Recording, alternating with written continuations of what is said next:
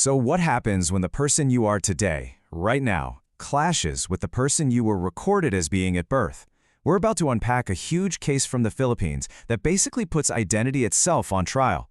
It's a story that pits a person's lived reality against the permanent ink on a legal document. This is Silverio versus the Republic.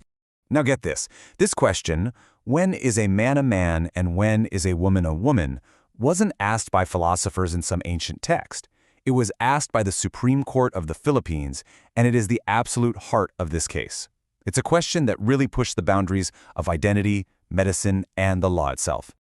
At the center of this massive legal battle is one person, Rommel Jacinto Dantes Silverio. The records show he was born in Manila and, of course, registered as male on his birth certificate.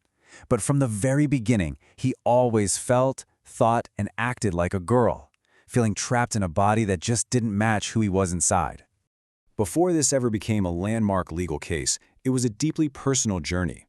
So let's take a look at the steps Silverio took to align his physical self with his true identity, long before he ever set foot in a courtroom. And this timeline here really lays it all out. Born in 1962, Silverio eventually moved to the United States, where he went through extensive medical procedures. We're talking psychological evaluations, hormone therapy, the whole thing. The journey culminated in January 2001 with sex reassignment surgery in Thailand.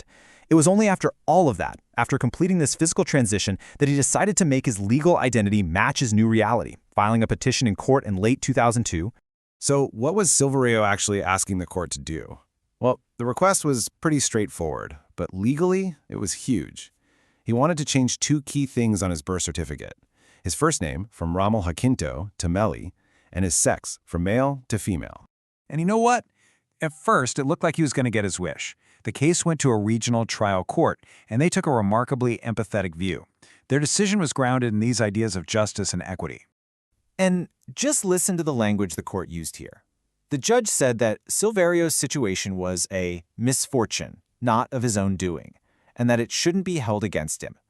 I mean, that's a ruling that clearly put the human side of the story first. So, in June 2003, the trial court granted the petition. It was a huge victory for Silverio. But the story was far from over. The Republic of the Philippines, through its government lawyers, appealed the decision, arguing that, actually, there was no basis for it in the law. And when the case went all the way up to the Supreme Court, the whole perspective shifted. I mean, completely. The focus went from compassion and fairness to a super strict technical interpretation of one single thing: the legal purpose of a birth certificate. Okay, this is the most important part of their argument. The Supreme Court made a huge distinction. They said the law lets you correct an error, like, say, a typo in a name. But the court found that Silverio's birth certificate had no error. At the time he was born, he was anatomically male. So what he was asking for wasn't a correction. It was a change, to replace a fact that was true at the time with a new one.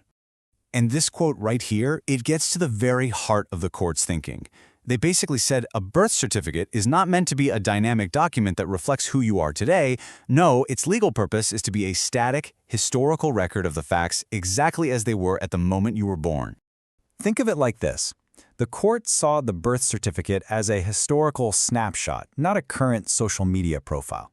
It's meant to capture one moment in time and freeze it forever. It's not designed to be updated as your life and your circumstances change.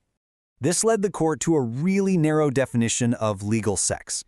They ruled that, for the purposes of the law, a person's sex is determined at birth by visual inspection.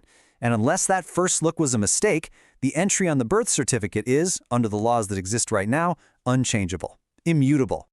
Now, the court wasn't just thinking about Silverio's one document. They were worried about the ripple effect. They were concerned about the potential dominoes that might fall in other fundamental areas of Philippine law if they granted his petition. And here was the big one. The Family Code of the Philippines explicitly defines marriage as being between a man and a woman. The court pointed out that Silverio wanted to marry his male fiancé. If they let him legally become a woman, they felt it would basically authorize a marriage between two people who were both born male, and that would, in their view, fundamentally change the legal definition of marriage itself. And it went way beyond marriage.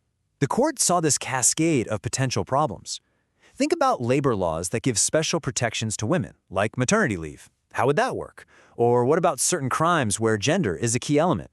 The court argued that changing one little entry on one birth certificate could throw a whole web of established public policy into chaos.